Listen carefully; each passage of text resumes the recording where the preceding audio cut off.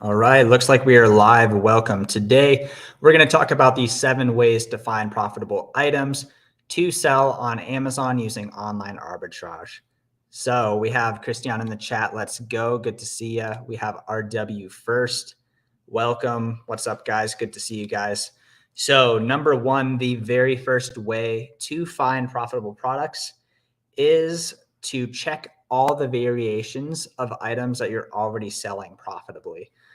This one is very, very helpful for apparel in particular, and probably also grocery as well.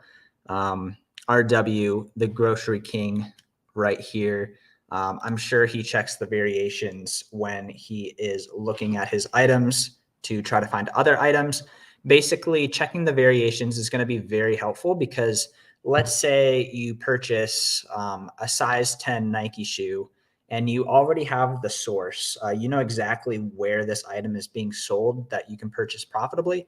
On that page, you're probably also going to be able to purchase the white pair of shoes, the size 9 of the blacks. You can look at all the different sizes. You can look at all the different colors, all the different styles. If you do beauty, you can look at all of the different like sizes as far as like ounces. Same with grocery as well. And going into electronics, you can also look at all the different model numbers as well. And sometimes these are also variations of the listing. So I've found really good success using this one method. That's the first method, looking into variations in order to figure out if there are other profitable items. We have Joji in the chat. Let's go. Good to see you, Joji. Welcome. Joji, if you feel like hanging out, if you have extra time, I'd definitely send you a link and I'd love to have you. If not, no worries, but it would be fun to hang out if you were free, but no pressure. But the number 2 way of, this is an interesting one. This one, I'm almost sure nobody, not too many people think about too much. This one is specifically eBay to Amazon. And this one, what you do is you basically, and I appreciate that RW, variations is a great tip. He says, yeah, like you can find some really good money with the variations. And then sometimes people think that the variations don't sell, but they really do sell. Maybe they just don't sell as much as you think. But they really do sell. I mean, they're on a good listing. Why wouldn't they sell? So tip number 2 is buying used items from eBay to Amazon, but specifically targeting the items that are for parts. This one takes a lot of, it's kind of like you have your 1, 2, 3, 4, 5 items that you know these items very well. Let's say, for example, you knew like how to put the batteries into a TI-84. That's a very simple example. People will sell TI-84s for parts and they'll sell them for half price because there's no batteries in the TI-84. So you literally just have your batteries and you put them in the TI-84 and then you sell them as used good on Amazon. Like there's more to it than that, but that's just one example of how you can make money because a used TI-84 for parts on eBay could sometimes be as cheap as like $15 to $25. And on Amazon, they sell between $55 and $70. That's just one example. And I'll give another example after I talk to chat real quick. We have Jesse Ryan. Perfect timing. Just got home to watch. Let's go. Good to see you. Probably going to be a longer stream today. So looking forward to having you guys. Looking forward to interacting. We've got Raspy in the chat. Let's go. Good to see you. Joji says, sure, I can hang out for a little bit. I can join in about 10 minutes. Awesome. I'll send you the link on Instagram. No pressure to stay super long. You can dip whenever you want, but I'll send that to you. RW, let's go. I'm so glad to see that you've done this. Surprisingly, yes, parts, washing machine, and even garage doors are good.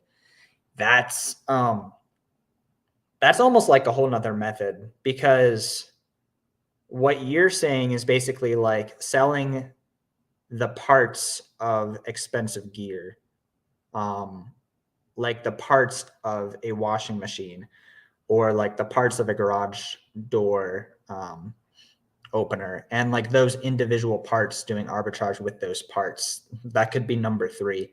So, I mean, let's have that be number three. Like, one thing that I've seen, for example, like with high-end printers, for example, like there are like motherboards to these printers. There's people will sell like the roller, people will sell the spool of these printers. People will sell the adapters to these printers. It's just there's a bunch of different, and that's just like printers. That's only printers. But then the number two method that we were just talking about is buying items that the eBay seller like didn't test it, or they think it's broken, and you know a specific way to fix it, and then take that money and sell it back on Amazon. Like another way of doing this that I've done successfully before is there's this brand called Fluke. And so basically, it's like construction gear. Basically, there's a bunch of different models, and a lot of these people will sometimes sell them for parts because they don't know how to test them. And sometimes it literally just takes you understanding how to power it on, or you understanding how to like open up the battery slot and put batteries in there, and then it works.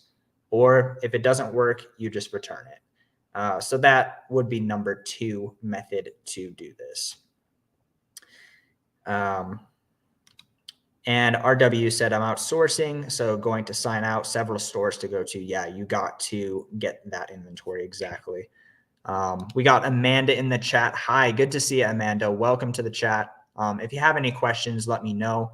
To recap the three ways that we've already talked about how you can get profitable items, and we have four more after this, is number one, look at the variations that you're already selling. Let's say you sell a Nike black size 10. Look at all the different sizes. Look at the other colors. If you're selling grocery, look at the other ounces on that listing. Number two would be to buy items from eBay and sell them on Amazon, and specifically targeting the items that are for parts. Sellers will discount very heavily, and if you know how to fix it, you can make some good money there. But definitely you'd have to do some experimenting to make sure that you know how to fix it. And then number three is specifically sourcing items that are parts of bigger systems. Can be really good money sometimes doing that type of stuff. Let's go into a more regular type of online arbitrage sourcing method, because not everyone does eBay to Amazon. So I want to be able to give tips for everyone who's doing eBay to Amazon and regular online arbitrage. So this is a regular online arbitrage one, which would be using leads lists, but using them a little bit differently. Basically, instead of buying the exact lead that everyone else is sourcing, you basically go and do variations sourcing off of that lead. So for example, if they're giving a makeup that is like 12 ounces or whatever, go and like find the other stuff that's very similar to that, and find the ideas that stem from that very profitable lead that they provided. But instead, you're selling something completely different that 30 people haven't had their eyes on. And so there's going to be less competition on these types of listings. You can do different color, different size, different model number. When I did Nike, this was one of my best ways of finding leads, because my problem with that was oftentimes finding the source page where to buy the stuff. And so they would give the source page, but then I would go buy the white one instead of the black one, or the size 9 instead of the 13. We got Jesse Ryan saying, joined every email listing I could, like shoppers, etc. Used to hate getting flyers, and now I can't wait for the weekly flyer. Yeah, that's a really good way of finding some deals, some sales. and kind of just knowing what kind of things are out there in the open for you. That's a really good idea. All right, sourcing number 4. This is a very good method, and I think it's underrated even still. Like, people have been talking about this for a long time, but I think it's still very underrated, which is storefront stocking. Other Amazon sellers who are selling good stuff. Oh yeah, Joji, I'll send you that link after I talk about this. Give me just 1 second. But yeah, basically the method is, everyone kind of knows what storefront stocking is. I mean, not everyone, but a lot of people do. The basic premise of this is where you're going to go ahead and look at an Amazon seller's store and see what they're selling. But kind of in all these methods, the powerful part of it is actually going to be doing it slightly differently. That way you're not kind of just mindlessly going about and doing it the exact same way that everyone else is doing it. The very basic way of doing this is you just look at some random seller store on some random profitable item, and you kind of just hope that there's profitable items there. And there definitely are. But the real special sauce of storefront stocking, in my opinion, is going to be looking and specifically choosing the sellers who are doing methods that you're doing, methods that you know how to do. That way you can kind of understand what's going on with them. And that way you can actually like have tailored leads to what you're actually trying to do. Because look, like if I go and storefront stock some big seller who's doing wholesale, that doesn't help me at all. I don't do wholesale. I don't have their connection. I'm not doing the exact same thing that they're doing. But if I go and storefront stock someone who's doing eBay to Amazon specifically, like trying to sell new items and in similar categories to me and with similar types of items, that's actually going to help quite a bit. And I'm going to be able to find some really good stuff from their store. If you do Nike apparel type stuff, for example, and you source certain types of deals, or you have certain discount codes and certain sites that you're constantly buying from, let's say you shop Kohl's all the time, or you shop Dick's all the time, or Academy all the time. If you know that your competitor is getting their stuff from there, then you can specifically tailor and like actually understand where they're getting their stuff from, and you can actually learn from them and get some really good results from that. I need a drink real quick. Woo! All this monologuing. Got to give the people the knowledge if I can, though. Let's go to a little bit more of a off the beaten path type of sourcing method. So this one is number 5. I actually think this one is very off the beaten path. Not too many people talk about this. And I think it's underrated. Basically, if you have a profitable item, go ahead and look on the Amazon page what's suggested. Look at the, like you'll scroll down to the bottom of the page and it'll show all these things that customers often buy with this item. And even on the storefront where you're purchasing from, oftentimes the algorithm on whatever site you're on is giving very similar items to that. Looking into those items is probably one of the best ways that I like to do manual sourcing, because like it basically is an algorithm telling you, hey, like if you like this item, you should try to also buy this item. And if this item is profitable, then that one also might be profitable, and you have the source already right there. So I really like that sourcing method. And I think that's one that not too many people talk about. And so I think that's going to be pretty helpful. I found some really good items just from doing this. Specifically, like if you do electronics, or if you do grocery or beauty, for example, this is going to be another way to find very similar items to your profitable ones. So definitely don't neglect looking on the Amazon page and actually trying to see, hey, like, are these other suggested ones profitable? And especially if you have a virtual assistant, you can just open those pages and send your virtual assistant email and say, hey, check out these 15 pages of things that I think are going to be really good finds. We got Jesse Ryan saying Rakuten with my Amex gives me great discounts. That's a good idea. Yeah. I'll have to look into that one. I actually haven't done that before, but I've heard good things about Rakuten with discounts as well. Rakuten not only gives cash back, but they also will kind of show you sales as well. So that can be a really good benefit as well. And so number 6, let's see. I have like a couple ideas here. So I'm like, which one do I share? Well, we have one that I think I'm going to share with Joji. And then, yeah, so we'll share that as well. We got Laugh More in the chat. Hi there, sir. Good to see you, Laugh More. Joji, what's up? Good to see you. Hey, how's it going, man? How are you doing, Seth? Not bad, not bad. Good weekend so far? Yes, sir. I have to go back to work tomorrow though. So those who don't know, I'm a teacher. So Yeah, exactly. Yeah, it's you have to get up pretty early, don't you? Yeah, I get up at 6 a.m. every day anyway, so I don't get up any earlier, but I have to, I definitely can't get as much work done before I go to school. Yeah, exactly. Do you want to go ahead and go into maybe a 6th method of how to actually find profitable items in online arbitrage? Yeah. Do you use Keepa Data Product Finder?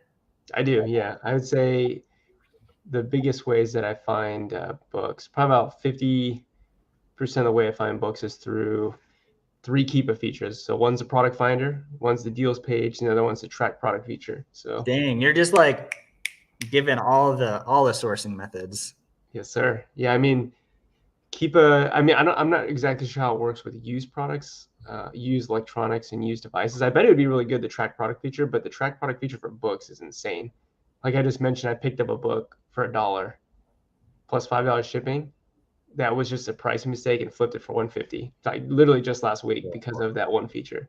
So I love that. there are tons of items that people just misprice or they just try to get rid of it. And if you're setting trackers on Amazon, you can set up to 5,000 trackers with one Keepa account. Then you could be getting potentially multiple notifications a day of undervalued books or electronics or whatever. So do you try to keep that maxed out at 5,000 or? Good question. Right now I'm at like, I think 3,500 or something like that. So I just add a little bit every day. I don't go crazy and just like 5,000. Yeah. This month I'm like, every day I'll add 5 to 10 as I just do normal sourcing. Yeah. Yeah. That's a super cool feature. That's one that I've heard really good things about from you. I've heard really good things about that from, I don't know if you know Jameson. Philippi? Yeah, Jameson Yeah. Philippi. He does that but with toys. And so Oh, does he? Oh, wow, that's cool. he does that with discontinued toys, like toys that he just knows that are discontinued, that are profitable, but That's cool. like he basically just waits for Amazon to go in stock at the right price, and then he just like tries to buy them out basically. Really? Okay, that's interesting. Yeah, there are tons of books that there's a lot of manga sets, like 20 book sets where Amazon, when they're in stock, it's like 129, and then when they go out of stock, the price goes to like double, triple retail price. So if you have trackers on that as well, it can be pretty insane. Yeah. That's sick. I personally don't do that at all, but like just talking about all these things, I'm like, shoot, like there's some things that like some every once in a while I get in my head like, oh, I need to like find more stuff. I'm just like, well, like we have like 10 ideas here. Like let's like go do something, you know. There's a lot of things that you could do. Yeah. I would say Keepa is easiest because you're already paying for a Keepa subscription anyways. Yeah. And I would say most people don't know about those Keepa features, but those are insane. Like any one of those individual features is worth $50 a month in a subscription, to me at least. And you all get it just for $20 a month, which is insane. Yeah. And it's like almost that type of thing where you could just like set emails on stuff. Like even if you don't think it's actually going to go that low, like stuff sometimes does like glitch out and go super low. Yeah. Like people just make a mistake, and if you just check your email, like you could be the one to purchase it. Like for example, one time I wonder if the person who bought it was someone who had it on their Keepa thing, Yeah. but I mispriced a $200 printer for $20, Oh God. $19.99. And it sold, right? Yeah, it just snap Yeah. sold like immediately. Yeah. I mean, that's exactly what I did. I bought that off her. So I was just talking about that book I paid 92 cents for. It's an Amazon Prime offer. It was 92 cents free shipping. Now, if you're buying books, you can't use the Prime service to flip. So I had to pay for shipping with a non-Prime account, but I ended up paying like $6 or $7. But Yeah. it was someone who probably meant to put 92, and they put 92 cents Jeez. because that's what the book was worth. So yeah, definitely you can get notified when those things happen. So it's pretty crazy. That's wild. Before, I mean, we kind of already went into the seventh one, but we'll go into it in more detail. But Laughmore saying, when are we going to start seeing the results for the challenge you're doing, sir? Yeah. So basically, how the challenge is working is we're just assuming from the date we purchase something.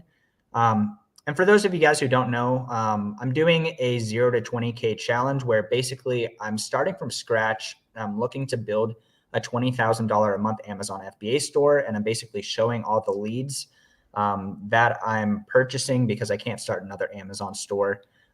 That's a series right now. The link to that is in the description if you want to check out that free video. But basically, like the idea is every purchase that we're making, we're assuming 2 weeks inbound and 2 weeks to sell. And so those things will start selling in 4 weeks from when we purchase. So very soon here, actually. And Jesse Ryan is saying that's something I need to implement. Keepa tracking, Jeep tracking. Cody. You see this? I got this in the mail. We want to buy your Amazon seller account. Get a cash offer of $1,000, $7,000 within 24 hours. The kicker, though, the funny thing is on the back. It says, our records indicate that your account is inactive or has very little activity. And the seventh way to make money is to sell your Amazon. Hey, they're saying they're offering $1,000 to $7,000 within 24 hours. That's pretty crazy. That's an insane money making. That's the best ROI right there. Make an account and sell for $7,000. I wonder how much they'd actually give you. Yeah, I don't know. Probably you a lot, actually. I don't know. I mean, it probably depends upon what you're gated in. Like if, for example, if I had a textbook account that was ungated in like Pearson and Cengage, which are the major, and McGraw-Hill, like the major book publishers, then that account will be worth many thousands of dollars. Yeah. To the right person. Yeah, it's got to be the right person. Jesse's saying I made that same mistake. My default price was $14.99 on a turbo lister and sold an $80 item instantly. Jesse, you're selling stuff to people who set Keepa alerts, Keepa trackers. So that's why you do it. That's absolutely insane, actually. And let's see, the seventh method. I mean, we were talking about the Keepa deal finder. It's not like we even need more sourcing methods at this point, especially with the last like 6 that we talked about. But the deal finder, I found something good on there the other day. It was an Amazon to Amazon flip. Like Amazon was just in stock at like 50% of what it usually is. Okay. Just go ahead and purchase those. How do you usually end up using that? The Keepa deals? Yeah. Generally, I just look for specific percentage and price drops. So I'm looking for used books potentially, or essentially. So kind of the way I use it is like, all right, let's look for higher dollar books, like books that have value, a lot of like collectible books. So let's look for a book that maybe has $100 average, like average price. And in the last week or the last month, it's gone down in value by 50% and had at least a $50 price drop in the last week or a month or something like that. And then you get, maybe 100, 200, 300 different listings in the book category, and you just really quickly hover over each of the Keepa charts, and you can see that there's some books that have like a very flat line, like they very consistently sell for 120, and then today it's $60. So it's like, well, why wouldn't you just buy it for 60 and sell for what it has historically sold for the last 5 years at 120? You know what I mean? Yeah, That's exactly. how I use the deal page. And like sometimes you could probably get like super discounted stuff as well, like even more so than just like 50% off. Like people will start cutting each other like to the floor because they're just like, I want to get my money and move on. Yeah. You know? Yeah. We got Laughmore in the chat saying Brother Joji. I love that. I'm gonna have to start saying that. Brother Joji. Brother Joe. Why do you like the books that have estimated sales of 4 to 10 a month, even if it's not a seasonal book? Yeah, do you want to take that? I mean, Yeah, I think I know why. But so I think you mean why do I sell books that don't sell very fast, like longer tail books? yeah. The reason that I sell longer tail books is because books that have a lot of value but don't sell very frequently can see very drastic drops in price because they don't sell very frequently, which means that if you happen to be there at the right time, it's much easier for you to buy something that's undervalued. So like, for example, I just picked up a couple like 3-volume, like ancient Egypt, like encyclopedia sets, 3 volumes, picked them up for $20 each, sold them for like 150 each.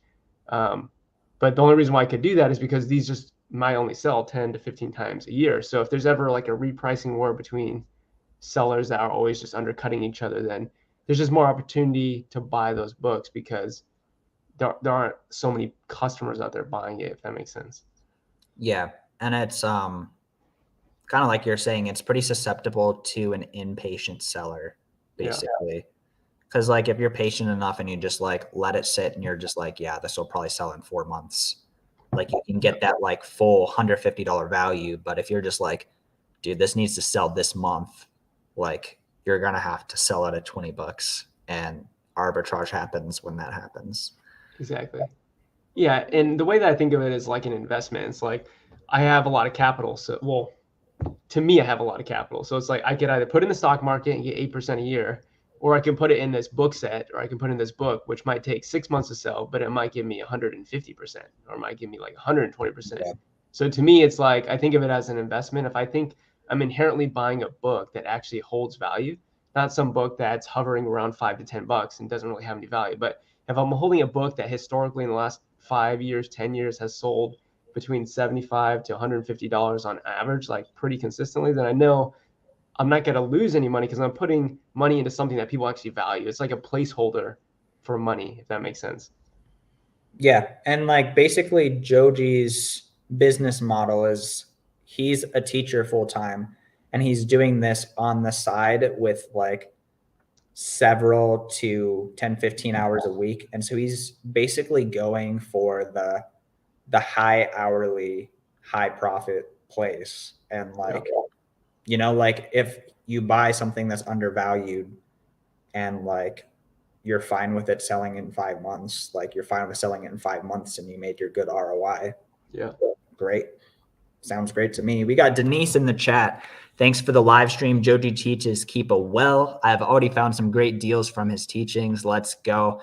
Exactly, guys. Like Joji Davenport does have a YouTube channel. You're getting super close to like I think you're gonna get monetized like pretty soon here. Like no, like not at all. you feel like you're not going to, but you're growing consistently and you're giving good stuff. So like I appreciate it. Like it's a super good channel. Go check him out.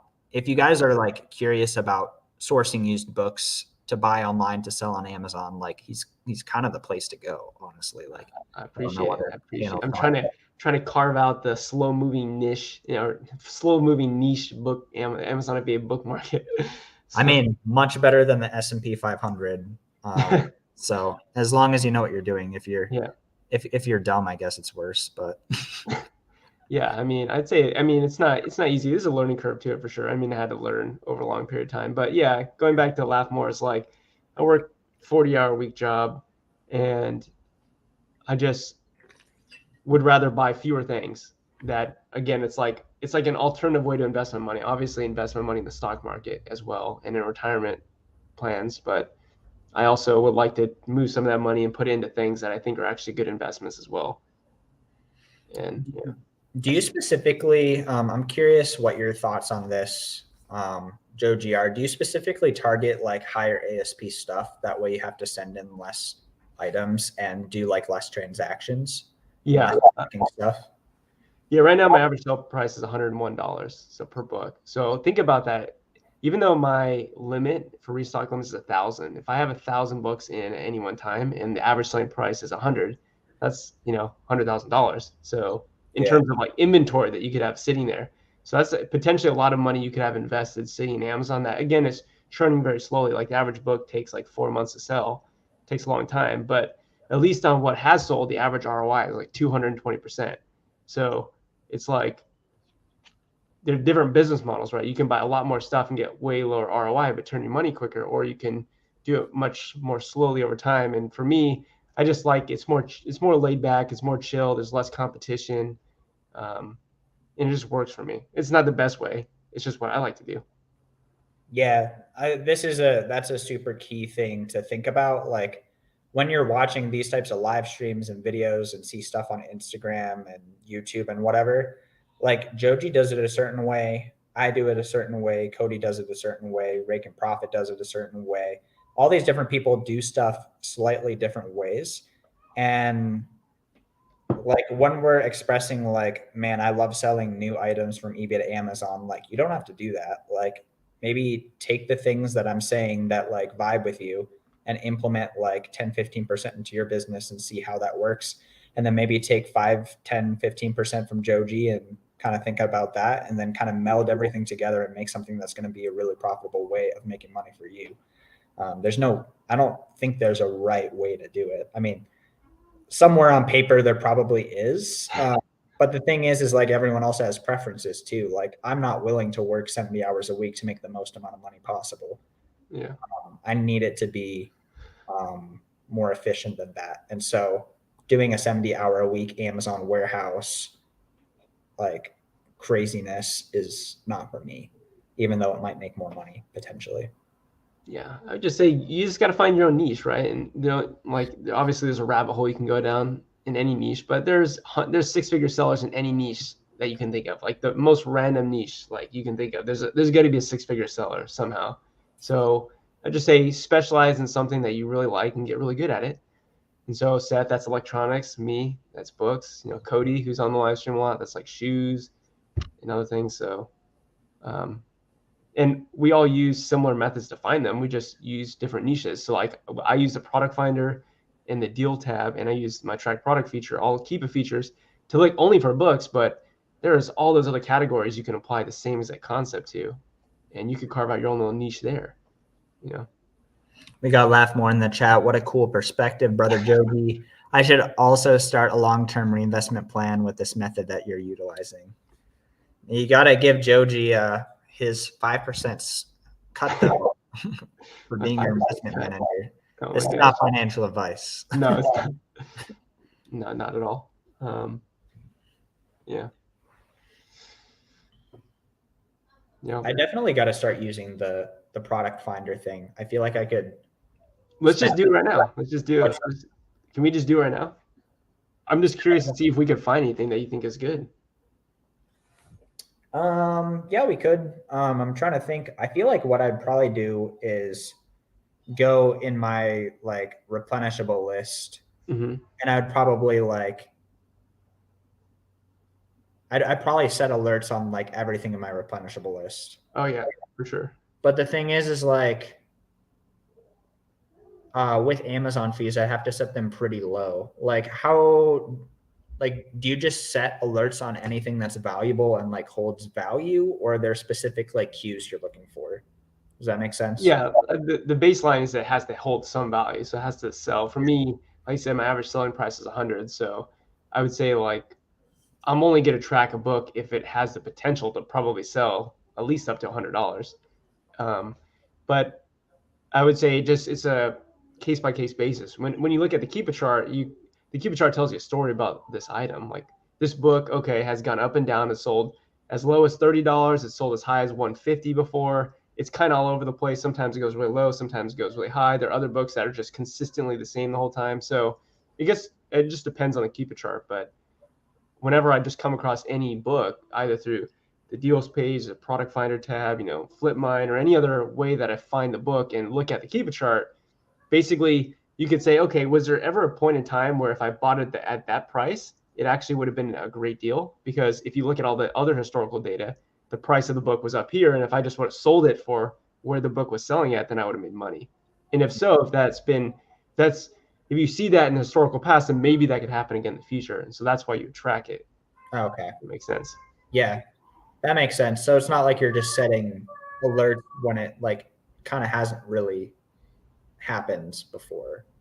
Yeah, I mean, you definitely could, because there are some books that might have a flat line, stays at $80 used for the last 3 years, and then all of a sudden somebody like Jesse lists it for 80 cents when they meant to, and then all of a sudden you get a notification. So you could do it, but generally the books I track are the ones that do seem to ebb and flow a little bit. Yeah, But that makes a lot more yeah, sense. It's like a higher likelihood that it's actually going to happen. correct. Yeah, I could find an example as well. Let me see. sure. Um, let's see. Do you know who Jeff Bridges is? I think I know him. Yeah, I think so. I Think so? think I I think I worked with him a couple months ago. Okay, no, I mean like he's like a famous like photographer, I think. Oh, okay. Oh yeah, I'm looking. Oh yeah. Okay. I don't know the Jeff Bridges you are talking about. Yeah, no, I don't know him either. I'm just saying. So like here's an example. Let me see if I can Yeah, present go it. ahead and share your screen. Share screen. Okay, can you just confirm that you can see what I'm seeing? Let's add it to screen. There we go. I see it now. Okay, so you see this book here, right? Oh If you yeah, look at if you super look at fun. the Keepa chart, like this book can ebb and flow, but clearly you would say this book holds value, right? Because if you look at the used price and you just use your cursor to hover over the used price, like this book generally doesn't go below like $70, but it has in the past, and it also has sold, used upwards of $200 before. Like there's historical data to suggest that, and you can go all the way back to 2015, 2016. Like this is a book that ebbs and flows. It could be as low as like 22, right? So when you say Yeah, if you that's bought this book at 22 right here, wouldn't you say that that probably would be like a decent deal, considering all the other Keepa data where you see this book selling, like where you see all the sales rank dropping? So for example, I set a tracker here in May and I said, hey, let's track this book for $65. And if it ever gets to $65, then I'd go and purchase it. Why? Because I mean, there's historical sales in April, May of this year where this was selling for over $200. And I got notified of a couple of trackers here, so you can see that the price of this went from nice. 167 all the way down to $40. I picked up a couple copies, and then I end up selling mine up here, 170, 180, which is not crazy because there's historical data to show that's what it sells for. So does that make sense? Like Yeah, finding book. yeah, that totally makes sense. And it's like, um, I was thinking about this today. I feel like when you're purchasing stuff, it's like this big game of like risk analysis. Like, Yeah, how risky is this? Like, do I have like a much higher chance of making significant money on this than right. selling this for a break even or losing money? Like, what are the other risks involved in purchasing this? Is this gonna, like, how long is this gonna hold my cash for? How Yeah, long? Like, is it gonna sell within a month? Is it gonna sell within 6 months, a year? Like, if it's gonna take a long time to sell, like, is the ROI worth it to me? right. Is like, how long is it going to take me to list it? Like some Mm-hmm. of these like OA items, like it takes a long time to list them for like certain reasons. Like Yeah. that happens, and so you have to consider all these things together. And like in that example, it's like, yeah, like buying at $65 is like there's so much better chance of like there being a good return on your investment there. Right. And And I I thought it guess, was interesting yeah. too that you kind of chose like, I would like, as you were talking about that Keepa graph, I'm like, does he try to snipe the top, or does he try to like get his sale and like sell it like at the kind of like that middle? The average selling price. Yeah, that's a Yeah, great question. and you kind of like sold it for a bit higher than the Mm-hmm.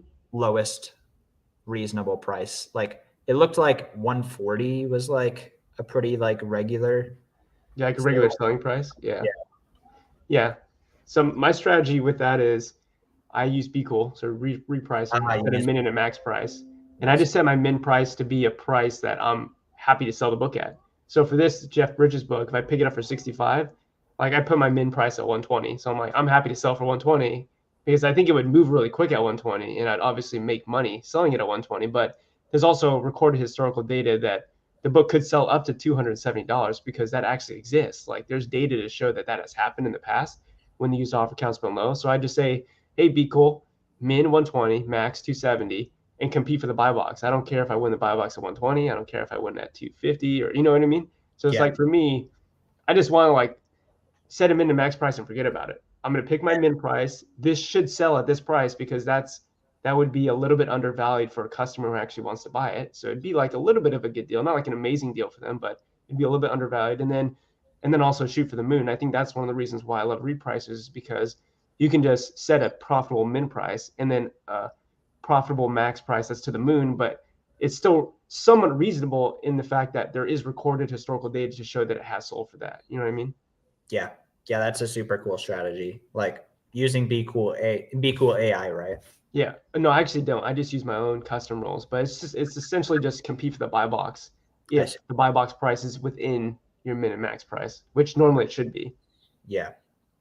Yeah. That's cool. Yeah. There's so much that goes into that, but yeah. So I Like, think one sold for like one. So I bought 3 copies there. I think one sold for like 140, one sold for 170, one sold for like 190, like completely different prices, but yeah. it's just because that's just whatever the buy box was at, it was competing. You know what I mean? So Yeah. Yeah. It's interesting when, I feel like people always think of like, user or pricer, you're just going to race to the bottom immediately. yeah. But like if you set a min and a max and your max is like high enough, Hmm. like your pricer oftentimes will understand that there's like less and less sellers on this listing, and it'll boost your price. Yeah. Like one time I had a $200 monitor that I purchased at Walmart, and it repriced up to like 250, and I'm like, sweet. And you got the Thank you. sale? What's that? You get the sale? Yeah, I got the sale at That's 250. awesome. Well, it was 240 actually, but 240. yeah, like $40. Yeah, I mean, I love reprices for 2 reasons. One is that you can set a min and max price and forget about it. Just as long as the min price is profitable, you're always going to make money. As long as what you bought is inherently undervalued and the thing that you're going to sell is going to sell at that min price, worst case scenario, which it should. The other reason why I love reprices is because the way that a lot of bigger sellers use them, like Goodwill and other large booksellers, is that they set really, really low min prices for their repricer, and they always just set their pricer to undercut the buy box by a penny or by $1. And so you can have repricers cause these repricing wars where you have a book that literally just sees the staircase down like this over a 1 week, 1 month period of time. And then you find a book that has been selling historically for $100, and all of a sudden it's now at $30 because you have Goodwill competing against thrift books, and there's 2 copies both at 30 and the next copy is 100. Then it's like buy one or both and then just sell for 100, and then you know what I mean? Exactly. Yeah. Yeah. It's just nuts how yeah. I think I was using repricers a little bit wrong up until recently. I would set my repricer at like the minimum right at the price that like I was ideally wanting to sell it for. So my minimum was probably like way too high. And so I'd have to go in and like change my minimums like every several weeks. And so I could have saved, like I kind of thought like, oh, well, if my minimum is lower, it's just going to cut down there immediately. Yeah. And that's not true in every single case. Yeah. Yeah, because I mean, my rule is just to compete for the buy box and to match the buy box. It's not to undercut the buy box. If that makes sense. Yeah.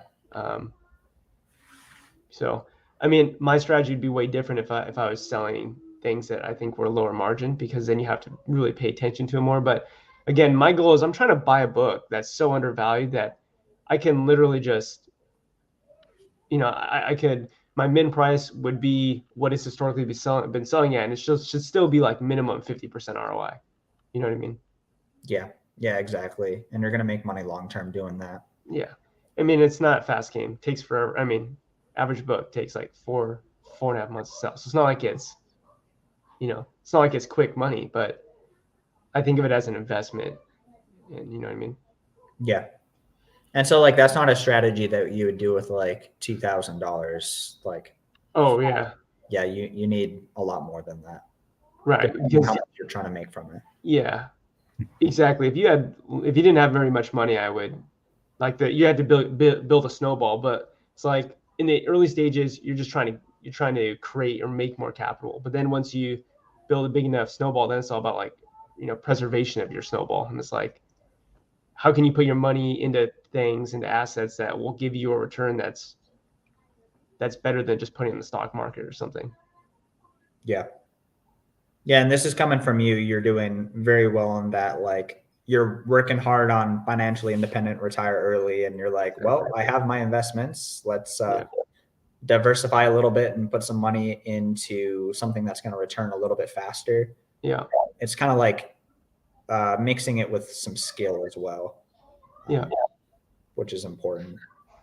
Yeah. And there's no way that with restock limits, I could even utilize all the money to invest in books anyway. So like you said, it's just being diversified. And I also do it because I like it. It's like genuinely fun. Like I love flipping. I love books. I love reading books. I love flipping books. You know, I just like the game. I think it's fun.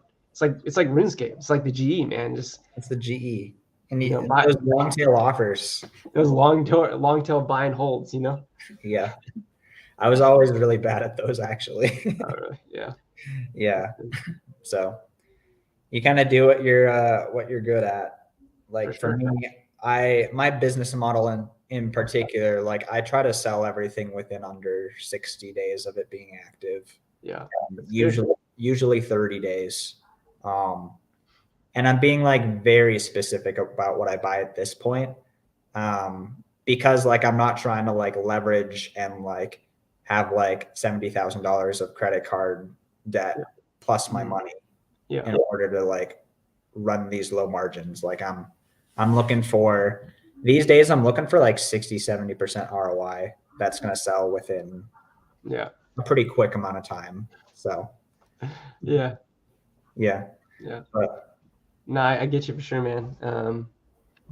Yeah, I mean, like I said, everyone has to do themselves. Like you do you, and there's a million ways to do Amazon. So find something that works for you. Yeah. What's your weekend been like, Joji? I'm just preparing just to go back to school. Honestly, I have to start preparing for chemistry things I'm gonna teach, and then also, you know, I'm part of Steve Rakin's some of his classes, so I have a couple coaching sessions that I'm preparing for, and then just hanging out with my wife and my boy, and hanging out with Seth here for a little bit. Heck yeah. Yeah. Oh yeah, you were talking about, so is for Miami 2023, that's an event that's going on for the viewers. That's an event that's going on in Miami in a couple months. Well, 1 month here. So are there some people that are basically like doing an Airbnb, eBay to Amazon? Yeah. Airbnb. That's exactly. I like that.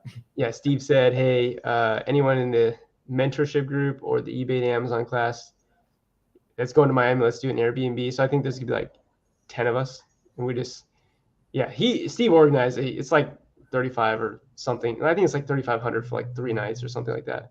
So then you just divide it by 10 people. So pretty good deal. Yeah, that's a pretty good deal. Get to stay with each other and network and stuff. There might even be 1 or 2 spots open. So that's why I asked you, because I was like, what are you doing? Yeah, I booked my Airbnb like 3 days before that. So I'm just like, okay, I see. Oh well. Like I'm not gonna like be that guy and just like cancel on them. Yeah. No. I probably could. 100%. And and also I didn't even ask Steve if you could be invited, which I'm sure you would be, but I'm not the one who organized it, so I shouldn't just assume that you could. Anyways, that's why I was wondering. I was like, what are you doing? Just trying to. That'll be fun though. Like I went last year and it was just so good to meet so many people in person. Cause like you see these people on social media or like Instagram and like maybe you message them a little bit, but like meet them in person. It's so much better. Yeah, I agree. So I'm excited to meet you there, meet a whole bunch of other people there. So it'll be fun. Be good. Well, sweet. Thank you for coming on. I think I'm going to go ahead and end it so we can get some dinner, but Sounds good, man. If you guys haven't checked out Joji's channel, go ahead and check it out.